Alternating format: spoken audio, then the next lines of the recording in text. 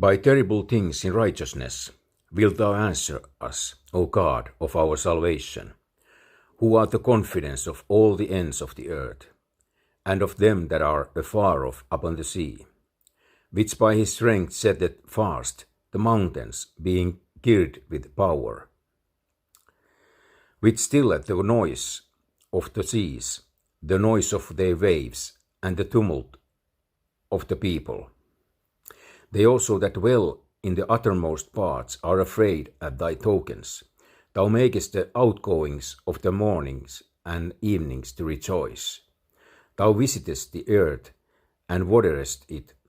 Thou greatly enrichest it with the river of God, which is full of water. Thou preparest them corn, when thou hast so provided for it.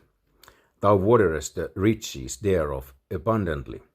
Thou settlest the furrows thereof. Thou makest it soft with showers. Thou blessest the springing thereof. Thou crownest the year with thy goodness, and thy paths drop fatness. They drop upon the pastures of the wilderness, and the little hills rejoice on every side. The pastures are clothed with flocks. The valleys also are covered over with corn. They shout for joy. They also sing. The terrible things, verse 5, are described more than 100 times in the Old Testament. See, for example, Joel chapter 2 verse and chapter 3, Isaiah chapters 27, 28, Habakkuk chapter 3, Exodus chapter 15, 1 Samuel 2 chapter 22, 2 Samuel 22, Zephaniah chapter 3, etc. The second clause, who are the confidence of all the ends of the earth, is a millennial reference and is separated from Armageddon by a semicolon. See the same thing in Genesis chapter 49 verse 11. Verses 6 and 7 are the mates to Psalm chapter 36 verse 6 and Psalm 46 verse 2. And the tumult of the people settles everything once and for all. See Psalm chapter 36 verse 6, 83 verse 2, and Isaiah chapter 33 verse 3. The Lord has landed, and Daniel's 70th week is over. We can spiritualize the terrible things of verse 5. What fool couldn't? We can say that some righteous acts of the saints as well as God are terrors of the educated sinners. We can say that righteousness involves terrible acts as well as acceptable acts. We may say of verse 7 that tumults are like waves. They come regularly and are whipped up by wind. See Ephesians chapter 4 verse 14. They are erratic and destructive, and they are irregular and unstable. Thou makest the outgoings of the morning and evening to rejoice is impossible to understand. Verse 8. For the commentators lost the whole context of the entire psalm, Psalm chapter 74 verse 16, when they started on verse 5. So, with one accord, they say that it's men, so-called men, who are doing the rejoicing. They forgot that evening and morning in the millennium are nothing like they are in the church age at all. See Isaiah chapter 30 verse 26. Of course the expressions are figurative, but with trees clapping their hands, Isaiah chapter 5 verse 12, and animal life praising God, Psalm chapter 150 verse 6. Why wouldn't the mornings and evenings rejoice? There is evidence that in the millennium the animals will praise God vocally.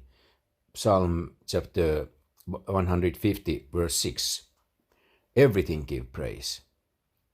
The scholars, however, would have to have an donkey for a teacher, a literal ass, in order to find out this truth, for it's found in Numbers chapter 22 verses 27 to 28. Plainly the sunrises and sunsets of the millennium will be like nothing seen on this earth since the deluge.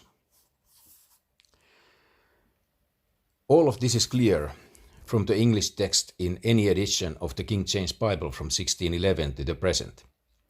The AV matches the Hebrew of the Masoretic text, but all the apostate fundamentalists needed was the English text, the one at which they all turned up their noses.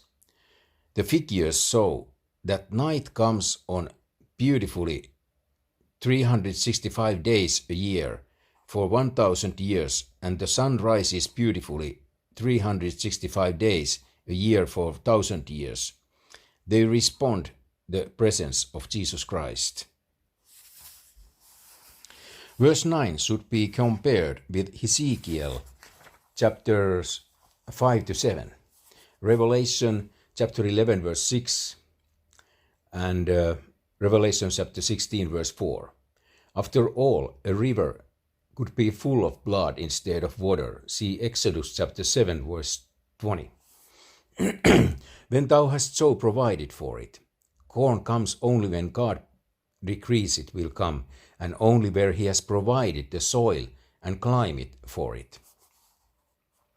Verse 10 is self-explanatory. God crops are a manifestation of God's goodness. See Acts chapter 14 verse 17. September is the crowning time. Thou crownest the year. Verse 11. There is a nugget for you. September is Advent time, the Feast of Tabernacles. Thy paths drop fatness. Figuratively, where God's footsteps pass riches and furrows, good, healthy crops springs up. The they of verse 12 is the goodness and fatness of verse 11. Note that a wilderness can have pastures. See Matthew chapter 14 verse 13 and Mark chapter 6 verse 31 for a desert place where 5,000 people were fed. If the valleys sing and shout, shouldn't the Christian also? Verse 13 figures the pastures with flocks for clothing and the valleys with corn for clothing. You can hardly see the grass or the dirt for the sheep and the crops. This is the result of Romans chapter 8 verse 21 to 23 and Acts chapter 3 verse 21. Whom the heaven must receive until the times of restitution of all things which God had spoken by the mouth of all his holy prophets since the world began.